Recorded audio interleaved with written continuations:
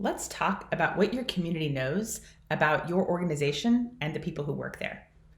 Probably not that much. We know from research that the vast majority of US adults report never having spoken to or been interviewed by a local journalist, 79%. They're even less likely to have had that interaction the less white, rich, educated, and old they are. Most people just aren't interacting with journalists these days. We know, however, that they have plenty of opinions about the media, and your work is part of the media. That's a big umbrella. But that doesn't have to define how your audience sees you if you're willing to tell a story about your work and what sets it apart. It's important to remember that skepticism about the news is perfectly valid. There are a lot of things done in the name of journalism that I would not stand behind, that I don't think are ethical or responsible. We don't get automatic credit just by virtue of the job title for being ethical, careful, and responsible. As journalists, we're skeptical people, and I think we should validate and reward skepticism in our audience, understand it. And instead of trying to defend all of journalism, let's tell a story about our work and what makes it trustworthy.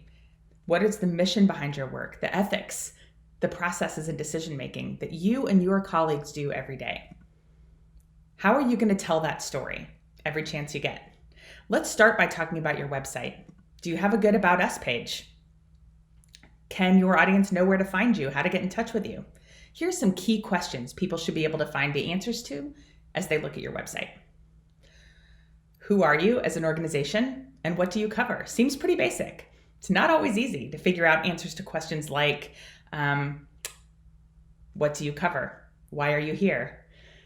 You want to invite people to support your work, to invest in your work, and to feel a connection to you. Nobody else is going to tell that story.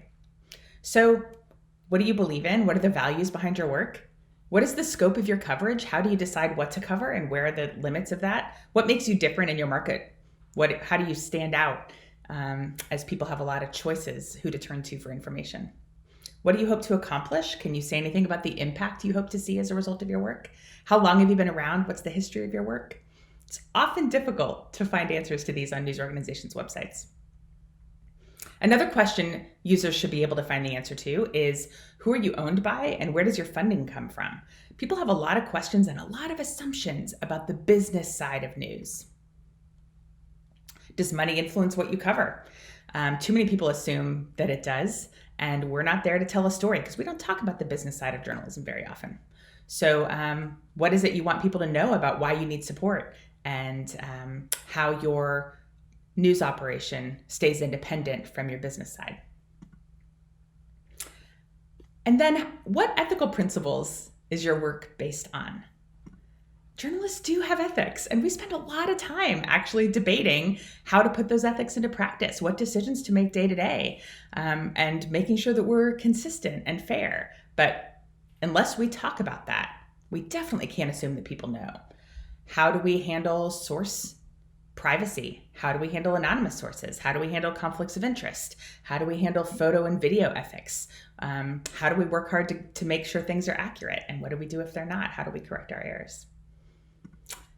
And then the fourth question is, who works there? Who are the journalists behind your work? What makes them credible? And how can people get in touch with them? As you think about having a good contact us page and bios for your journalists, think about including information about who's on your staff, what they do. Be sure to talk about that in plain language, not in newsroom jargon. Think about whether it's appropriate to include both professional information, what somebody does for the organization, what their history is, their professional credibility, and then also any personal information that feels appropriate to the staffer and connected to their work. Be sure to include contact information for all departments and think about what jobs people might be trying to accomplish, what tasks people might be trying to accomplish, whether that's suggesting a story, reporting an error, canceling a subscription, making a donation. Be sure that your contact us page lets people do all of that stuff, and don't make them hunt for it. If you don't make it easy for people to understand who you are and who your people are, no one else is going to.